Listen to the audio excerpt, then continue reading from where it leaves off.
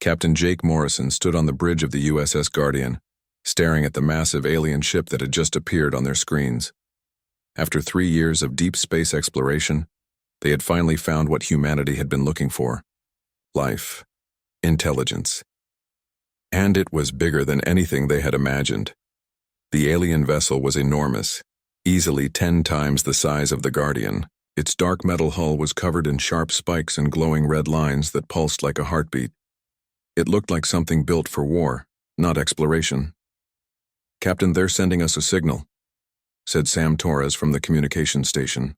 Her voice was steady, but Jake could hear the excitement underneath. This was the moment they had all dreamed of. "Put it through, Sam."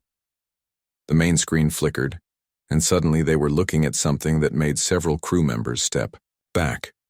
The alien was huge, nearly 8 feet tall, with scales that gleamed like dark green armor. Its eyes were yellow and cold, and when it opened its mouth, Jake could see rows of sharp teeth. It looked like a giant lizard that had learned to walk upright and build spaceships. "I am War Prime Zekthul of the Kethvar hegemony," the creature said. The translator made its voice sound deep and threatening. "You are small beings in a small ship. State your purpose in our territory." Dr. Lisa Ward, the ship's science officer, stepped forward. She had practiced this moment 1,000 times. "Greetings, War Prime Zekthul. I am Dr. Lisa Ward, representing the human species. We come in peace, seeking friendship and knowledge. We would like to learn about your people and share information about ours." The alien's head tilted to one side. Its yellow eyes seemed to study her like a cat studying a mouse. "Peace?" It said the word like it tasted bad. "You speak of peace to the Kethvar? Do you not know who we are?" "We know nothing about you," Lisa said honestly. "This is our first meeting. We hope it will be the beginning of a long friendship between our species." Something that might have been laughter came from the alien, but it sounded more like the growl of an angry animal. "Friendship. Small beings always speak of friendship when they first meet us. It changes nothing." Lieutenant Commander Ryan Bell, the tactical officer, moved closer to his station. Something about this conversation was going very wrong, very fast.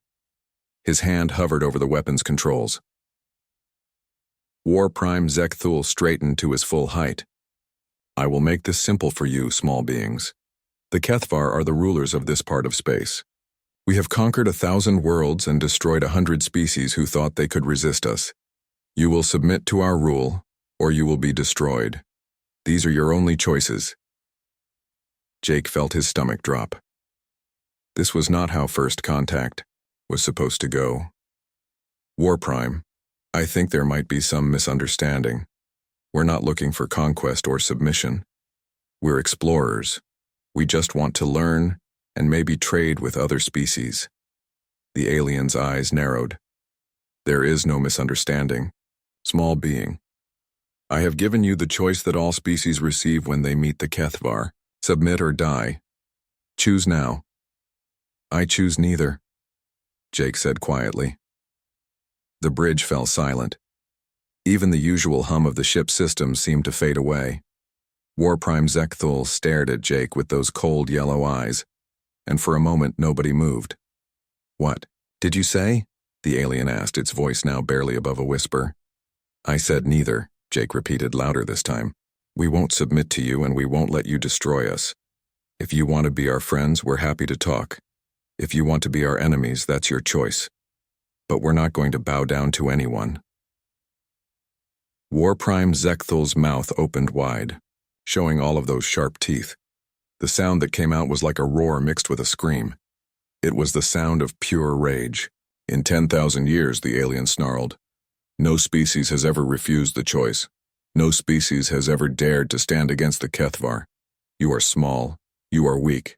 Your ship is nothing compared to ours, yet you dare to refuse?" "Yes," Jake said simply. The alien's hands, which ended in claws longer than Jake's fingers, clenched into fists. "Then you have just declared war on the apex predators of the cosmos, small being. The Kethvar have ruled space since before your species learned to make fire. We are death. We are conquest. We are the end of worlds. Maybe, Jake said. But we're human, and humans don't give up. War Prime Zekthul's roar filled the bridge again. Humans. I will remember that name when I write it on the list of extinct species. You will regret this choice, Captain Jake Morrison. You will beg for the submission I offered you today. The screen went black. Ryan Bell was already at his controls. Captain, I'm reading 50 ships surrounding us. They've got us completely boxed in. Can we fight our way out? Jake asked. Not a chance, sir. Each of those ships is bigger than us, and they've got weapons we've never seen before. Sam Torres looked up from her station, her face pale. Captain, I'm getting signals from Earth Command. They want to know our status. Tell them we've made contact, Jake said grimly. Tell them it didn't go well. Lisa Ward was staring at the blank screen where the alien had been. Jake, I don't think we understand what we've just done. They called themselves apex predators. They said they've conquered 1,000 worlds. I heard them, Jake said. But what were we supposed to do? Get down on our knees and beg? Some species might, Lisa said quietly. Well, we're not some species, Jake replied. We're human.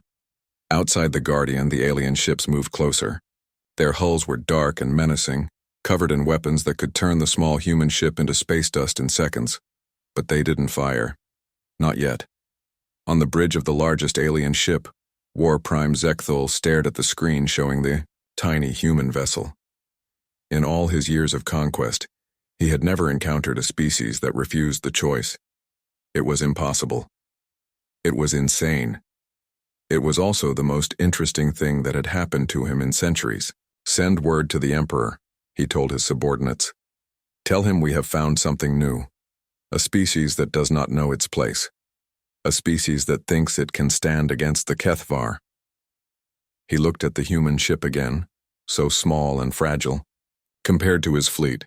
Prepare the hunting ships, he said. We go to war. Admiral Kate Sullivan stood in the command center on Earth, staring at the empty space where Captain Morrison's signal should have been. The USS Guardian had gone silent 3 days ago, and everyone knew what that meant. Humanity's first contact with alien life had gone very, very wrong. Any word from the deep space stations? She asked General Paul Brooks, who was standing beside her with a grim expression. Nothing good, Paul replied.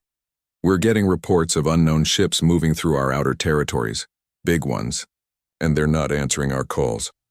Defense Secretary Amy Chen walked into the room carrying a stack of files. Her face was tight with worry. The president wants to know what we're dealing with. I told him we don't know yet, but we're preparing for the worst. Kate nodded. Get me everything we have on military readiness. If these aliens are hostile, we need to be ready. Already on it, Paul said. But Kate, our colonies are scattered across dozens of systems. We can't protect them all. As if to prove his point, an urgent message came through on the main screen. It was from New Denver, a mining colony on the edge of human space. The face of Commander Nick Stone appeared, and he looked like he hadn't slept in days. Earth Command, this is New Denver Colony. We have a situation. Unknown alien ships just dropped out of hyperspace. There are 6 of them, and they're huge. They're demanding we surrender. What are you telling them? Kate asked. What do you think I'm telling them? Nick replied with a bitter smile. I'm telling them to go to hell. The screen flickered, and suddenly they could see what Nick was seeing. 6 massive alien ships hung in space above the colony. They were dark and covered in spikes, just like the one that had captured the Guardian. As they watched, smaller ships began launching from the larger ones. They're coming down, Nick said. Looks like they think this is going to be easy. Nick, what do you have for defenses? Paul asked. Not much. 50 colonial defense troops, some mining equipment, and about 3,000 very angry miners. The aliens probably think we're going to roll over and give up. Are you? Kate asked. Nick Stone's smile turned cold. Admiral, these people came here to build new lives. They worked in conditions that would kill most people, just to carve out a home in this rock. You think they're going to hand it over to some lizards with big ships? The first alien landing craft touched down near the colony's main entrance. Tall armored figures began pouring out. They moved with confidence, like predators who had done this many times before. Here they come, Nick said. I'll try to keep the channel open as long as I can." What happened next surprised everyone watching from Earth. The aliens expected the humans to run or surrender. Instead, the miners came out fighting. The first alien to step into the colony's main street was hit by an explosive charge that had been hidden under the ground. The blast sent him flying backward into his companions. Before the other aliens could react, more explosions went off all around them. "Mining charges," Nick explained as the sounds of battle filled the air. "We've got thousands of them. Turns out they work pretty well on aliens, too." The HFY warriors were tough and well-armed, but they had never faced anything like this. The humans didn't stand and fight in the open. They hid in buildings and struck from shadows. They turned their mining equipment into weapons. Giant excavators became battering rams. Industrial cutters became close-range weapons. One group of miners managed to get a massive drill working and drove it straight into a group of aliens. Another team used their welding torches to create a wall of fire that the aliens couldn't cross. "They're not fighting like soldiers," Nick reported between explosions. "They're fighting like people defending their homes, and they're using everything they can get their hands on." The battle lasted for 6 hours. The aliens had better weapons and armor, but the humans had something the HFY had never encountered before. They refused to give up. Even when they were outnumbered, even when their weapons were inferior, they kept fighting. In the end, the aliens won. They had too many advantages, but it cost them. Half of their landing force was dead or wounded, their equipment was damaged, and they had learned something that War Prime Zekthul found very disturbing when he received the report. "They fought to the death?" he asked his subordinate, Vexiron, who had led the attack. "Most of them, War Prime. Even when we offered mercy, they refused, and they used their environment in ways we did not expect. They turned their entire colony into a weapon." Zekthul studied the battle reports. In 1,000 conquests, he had never seen anything like this. Most species either surrendered immediately or fought in predictable ways. These humans had done neither. "How many of our warriors did we lose?" 230, War Prime. "The humans had only 50 soldiers, but their civilians fought as well. Men, women, even their young adults. All of them fought." Zekthul felt something he had not experienced in centuries. Uncertainty. "And the survivors?" "There were 12 humans left alive when the colony fell. We offered them the chance to surrender and serve us. They refused. We had to kill them all." "They chose death over submission?" "Yes, War Prime, just like their captain did." Zekthul was quiet for a long time. Finally, he spoke. "Send word to the Emperor. Tell him these humans are not like other species. They do not fear death. They do not accept defeat. This may take longer than we expected." Back on Earth, Admiral Sullivan watched the final transmission from New Denver go dark. The colony was gone, but the message was clear. Humanity would not go quietly. "Get me every ship we have," she told Paul. "Every weapon, every soldier, every piece of equipment that can fight. And get our colonies ready. If these aliens think conquering humanity is going to be easy, they're about to learn they're very wrong." General Brooks nodded. "What are your orders?" Kate Sullivan looked at the star map showing human space.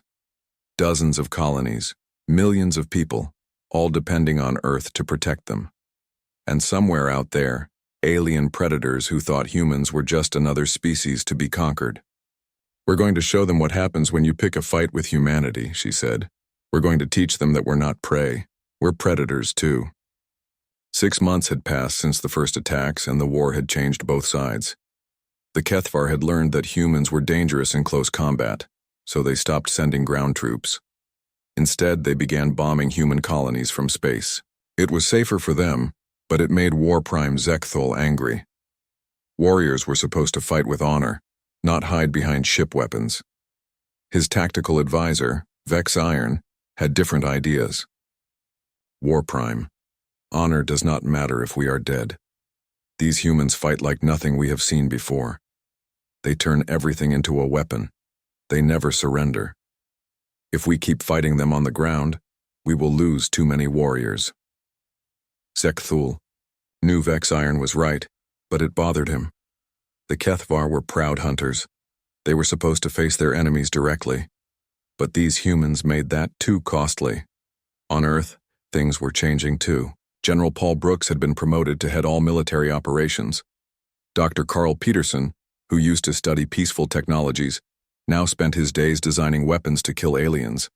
And Captain Jake Morrison, who had escaped from Kethvar captivity in a daring rescue mission, was training officers on how to fight the enemy. They're adapting, Jake told the group of commanders gathered around the holographic display. They don't come down to fight us anymore. They just bomb us from orbit, but that gives us an advantage too. How? Asked Admiral Kate Sullivan. Because they're predictable now. They come in, they bomb, they leave. We can prepare for that. The test of Jake's theory came at Europa Station, one of humanity's most important fuel depots. Station Commander Helen Price received the warning that a Kethvar fleet was coming with only 6 hours to prepare. How many ships? She asked Major Tony Garcia, her defense coordinator. 12, Commander, all heavy cruisers. We can't fight them directly. Helen looked around the station's command center. Europa Station wasn't built for war. It was built to refine fuel and support trading ships, but it was also home to 15,000 people who couldn't be evacuated in time. Then we don't fight them directly, she said. Tony, get me Chief Engineer Beth Williams. We're going to try something new. When Beth arrived, Helen explained her plan. Can you turn this entire station into a trap? Beth was quiet for a moment, thinking. Maybe. If we reroute the life support systems, we could create zones with different atmosphere mixes. Humans can handle it, but aliens might not. And if we collapse some of the outer corridors, we can force them to move where we want them to go. Do it, Helen said. For the next 5 hours, Europa Station transformed. Beth's engineering teams worked frantically to restructure the station's interior. They sealed off some sections completely. They flooded others with gases that would make it hard for the Kethvar to breathe. They created false walls and hidden passages. They turned maintenance tunnels into ambush points. When the Kethvar fleet arrived, they did exactly what Jake Morrison had predicted. They demanded surrender, and when Helen refused, they began bombing the station's outer defenses. But they were careful not to destroy the station completely. They wanted the fuel depot intact. Finally, Vexiron himself led a boarding party onto the station. He brought 300 warriors, more than enough to handle whatever resistance the humans might offer. What he found instead was a nightmare. The station's corridors had been changed. What used to be straight passages were now mazes. Some areas were filled with thick smoke that made it hard to see. Others had strange air that burned their lungs and made them dizzy. "Where are the humans?" demanded one of Vexiron's officers as they moved through the twisted passages. The answer came in the form of explosions from behind them. The humans weren't running away. They were everywhere, attacking from vents, from hidden panels, from passages that shouldn't exist. Major Garcia had positioned his soldiers throughout the station's new layout. They knew every hidden route, every trap, every weakness in the Kethvar equipment. When the aliens tried to move in formation, they were hit by attacks from 3 directions at once. When they tried to split up, they got lost in the maze and were picked off one by one. Chief Engineer Williams had done something else that Vexiron didn't expect. She had turned the station's industrial equipment into weapons. Cargo lifts became crushing traps. Maintenance robots became mobile bombs. Even the lights were dangerous, programmed to flash in patterns that confused Kethvar vision. The battle lasted 12 hours. The Kethvar had superior weapons and armor, but they were fighting in an environment designed by their enemies. Every advantage they usually had was taken away. "This is impossible," Vexiron snarled, as another group of his warriors was destroyed by humans who seemed to appear from nowhere. "How can they know this station so well?" "Because they built it," said a human voice from the station's speakers. It was Commander Price, speaking to him from somewhere safe. "This is our home, alien. You're just visiting." In the end, only 50 Kethvar warriors made it back to their ships. The rest were dead or trapped in sections of the station that Helen's people had sealed off. Vexiron himself barely escaped, and he was badly wounded. War Prime Zekthul was furious when he heard the report. How did 300 warriors lose to humans who had no military training? They turned their entire station into a weapon, Vexiron replied, his voice weak from his injuries. Every corridor, every room, every piece of equipment. It was like fighting inside a living creature that wanted to kill us. Zekthul was quiet for a long time. Then he sent a message to the Kethvar Emperor, requesting reinforcements from the main fleet. These humans were not like any enemy they had faced before. On Europa Station, Commander Price stood in her damaged command center, surrounded by her tired but victorious crew. They had lost people, and the station was badly damaged, but they had won. "Commander," Major Garcia said, "we're getting reports from other human colonies. They want to know how we did it." Helen smiled. "Tell them we learned something important. The aliens might be stronger than us and they might have better weapons, but this is our space. These are our homes, and we know how to use that." Chief Engineer Williams looked up from her damage reports. "Commander, I'm getting some interesting ideas for the next station they attack." "Good," Helen said, "because I don't think they're going to give up easily." She was right. In deep space, War Prime Zekthul was already planning his next attack, but for the first time in his long life as a conqueror, he was afraid. These humans were learning. They were adapting. They were becoming dangerous, and that terrified him more than he wanted to admit. Emperor Thulvash was old, even by Kethvar standards. He had ruled the empire for 3,000 years, and in all that time, no species had ever required more than a few months to conquer. But these humans had been fighting for over a year, and they were getting stronger, not weaker. "Bring me Fleet Commander Vorthak," he ordered his servants. If War Prime Zekthul could not handle these small mammals, then perhaps it was time for the Grand Fleet to show them what real power looked like.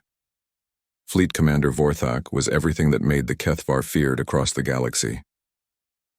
He was massive, even for his species, with battle scars covering his armor-like skin.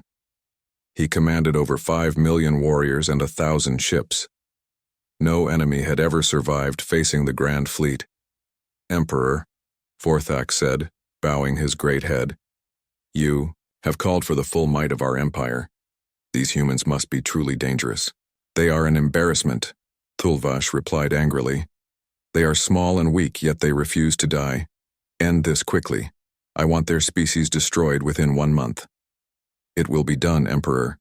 But on Earth, humanity was no longer the same species that had first met the Kethvar. Admiral Kate Sullivan now commanded a fleet of over 200 ships. They weren't pretty ships like the ones built in peacetime. They were ugly, dangerous vessels made from converted cargo haulers, mining, ships, and even passenger liners. Each one was packed with weapons and crewed by people who had learned to hate their alien enemies. General Paul Brooks had been promoted to Chief of Naval Operations, and he had spent the past year studying everything they knew about Kethvar tactics. "They fight like individual predators," he explained to Admiral Sullivan. "Each ship tries to be the strongest, the fastest, the most dangerous. They don't work together the way we do." "And that's their weakness?" Kate asked. "That's their weakness. We fight like a pack. Every ship supports every other ship. They fight like lone wolves trying to prove who's the strongest." The test of this theory came in the Titan system, where the Grand Fleet met humanity's forces for the first time. Fleet Commander Vorthak looked at the human ships on his display and laughed. They were so small compared to his mighty vessels. "Look at them," he told his officers. "Tiny ships with weak weapons. This will be over quickly." Leading the human attack was Colonel Lisa Green, flying a fighter craft that was smaller than some of the weapons on the Kethvar ships. Her squadron included pilots like Lieutenant Bobby Martin and Commander Sue Jackson, men and women who had learned to fly in combat against impossible odds. "Remember the plan," Lisa told her pilots over the radio. "We're not trying to win a fair fight. We're trying to be smarter than they are." The battle began when the Kethvar fleet moved into the asteroid field around Titan. They expected the humans to meet them in open space, where the larger alien ships would have every advantage. Instead, the human ships scattered like frightened animals, cowards. Vorthak growled. "They run before we even fire our weapons." But the humans weren't running. They were leading the Kethvar into a trap that had taken months to prepare. Working with Fleet Operations Director Alex Rivera, the human engineers had turned the entire asteroid field into a weapon. The first surprise came when several asteroids suddenly exploded, not because they were hit by weapons but because they were packed with human explosives. The blasts damaged several HFY ships and filled space with debris that made it hard to see. The second surprise came when the human fighters suddenly reappeared, not from behind but from inside the asteroid field itself. They had been hiding in caves and tunnels carved into the rocks, waiting for the perfect moment to strike. "How are they doing this?" Vorthak demanded as his ships came under attack from all directions. The human fighters moved through the asteroids, like they belonged there, appearing and disappearing before his gunners could target them. "They know this field better than we do," replied his tactical officer. "They've been here for months preparing." The third surprise was the biggest. As the HFY ships tried to reorganize, the asteroids themselves began to move. The humans had attached engines to the largest rocks, turning them into massive weapons that could crush even the mightiest alien vessels. But the real shock came when Vorthak realized how the humans were fighting. Every time one of their small ships was in trouble, 3 others would appear to help it. When a human fighter was damaged, others would form a protective circle around it. When the aliens concentrated their fire on one target, the humans would attack from a completely different direction. "They fight as one creature," Vorthak said with growing amazement. "Each ship is like a single claw on a great beast." Colonel Green's voice came over the HFY communication channels, somehow breaking through their encryption. "You're right, alien. We do fight as one. That's what you never understood about humans. We're pack hunters. We're strongest when we work together." The battle raged for 6 hours. The HFY had bigger ships and more powerful weapons, but the humans had turned the entire system into their hunting ground. They struck from hidden positions, supported each other when attacked, and used the environment in ways that made their enemies' advantages meaningless. In the end, the Grand Fleet was broken. Half of Vorthak's ships were destroyed or too damaged to fight. The rest retreated in disorder, something that had never happened in HFY history. Fleet Commander Vorthak himself died in the battle, his flagship torn apart by a coordinated attack from 20 human fighters working together like a pack of wolves bringing down a giant prey animal. Emperor Thulvash received the news in shocked silence. The Grand Fleet, the pride of his empire, had been defeated by creatures he had dismissed as weak and insignificant.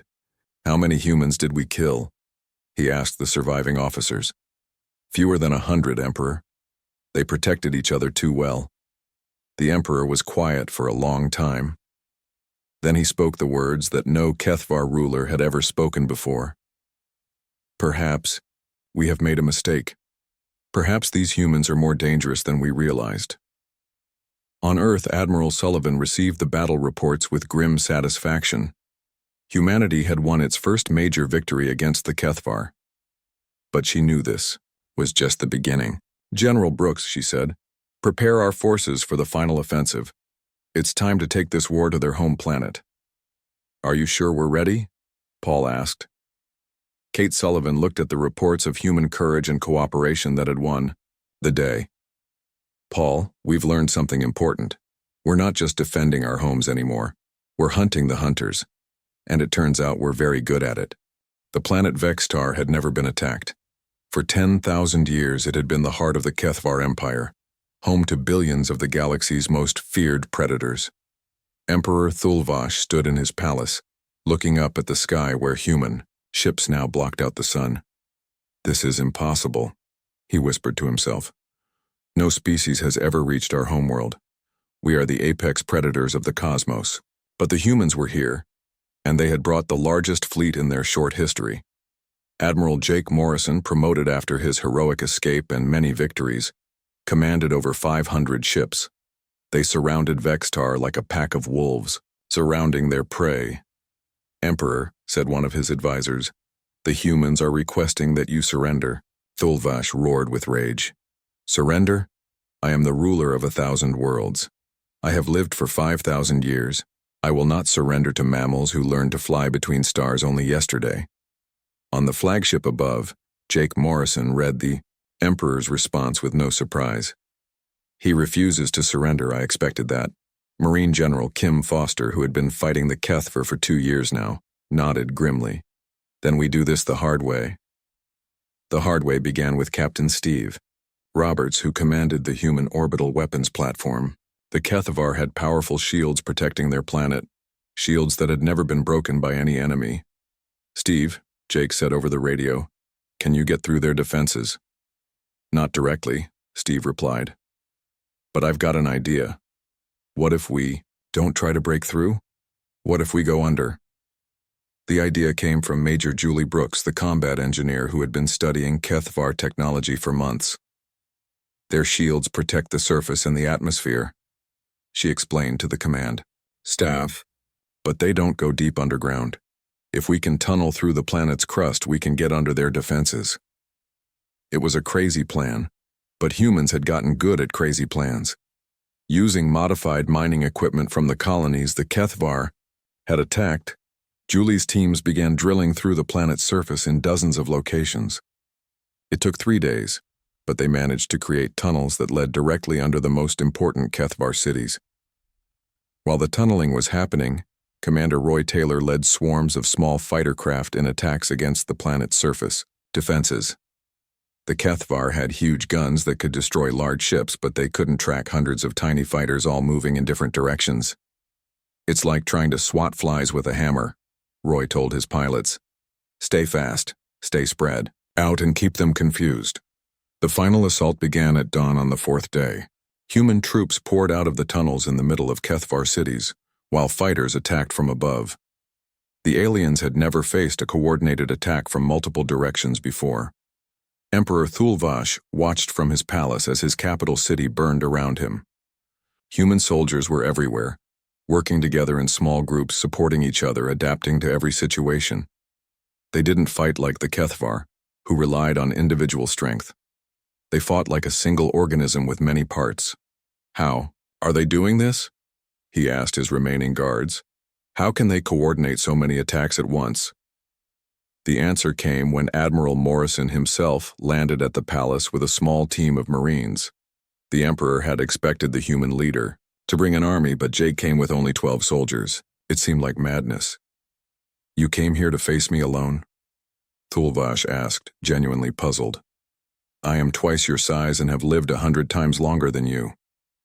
"I didn't come alone," Jake replied calmly. "I came with my pack." The battle in the throne room was not what anyone expected. Thulvash was stronger and faster than any human, but Jake didn't try to match him in strength. Instead, he used the palace itself as a weapon, just like humans had learned to do everywhere else. When the Emperor charged, Jake rolled behind a pillar. When Thulvash tried to corner him, Jake used the palace's decorations as improvised weapons. When the alien ruler tried to use his natural advantages, Jake found ways to turn them against him. But the real advantage was that Jake wasn't fighting alone. His 12 Marines worked together, each one covering the others, each one ready to help when needed. They moved like parts of a single creature, and Thulvash couldn't predict what they would do next. The end came when the Emperor, exhausted from chasing enemies who wouldn't stand and fight properly, made a mistake. He left himself open for just a moment, and Jake was there with a weapon made from a broken piece of the palace wall. As Thulvash lay dying, he looked up at the human who had defeated him. "I don't understand," he whispered. "We were the apex predators. We ruled the galaxy for 10,000 years. How did you defeat us?" Jake Morrison knelt beside the dying Emperor. "You were never the apex predators," he said quietly. "You were just the most recent species to think you were. The real apex predators adapt. They learn. They work together. They become whatever they need to become to survive." "And you think humans are the apex predators now?" Jake was quiet for a moment. "Maybe. But if we are, we're going to do it differently than you did." 3 months later, Ambassador Carol Peterson stood in the same throne room where the Emperor had died. But instead of ruling from his throne, she sat at a round table with representatives from a dozen species that had been conquered by the Kethvar. "The Human Federation doesn't want to rule you," she told them. "We want to work with you. We want to build something better than what the Kethvar had. One of the alien representatives, a creature that looked like a cross between a bird and a lizard, spoke up. Why should we trust you? You defeated the Kethvar. You could conquer us easily. Carol smiled. Because conquering you would make us weaker, not stronger. Humans are pack hunters. We're strongest when we work with others, not when we dominate them. Outside the palace, human ships shared technology with former Kethvar slaves. Human doctors treated alien wounded. Human engineers helped rebuild destroyed cities. It was not the behavior of conquerors, but of allies. Admiral Morrison watched from his flagship as the new alliance took shape. General Brooks joined him at the observation deck. Do you think we really are the apex predators now? Paul asked. Jake thought about all the species working together below, all the former enemies becoming friends, all the cooperation replacing domination. Paul, I think we've learned something important. The real apex predators aren't the strongest or the most feared. They're the ones who can bring out the best in everyone around them.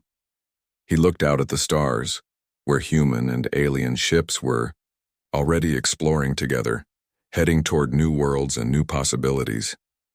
We didn't become monsters to defeat monsters, Jake said. We became something better. We became human.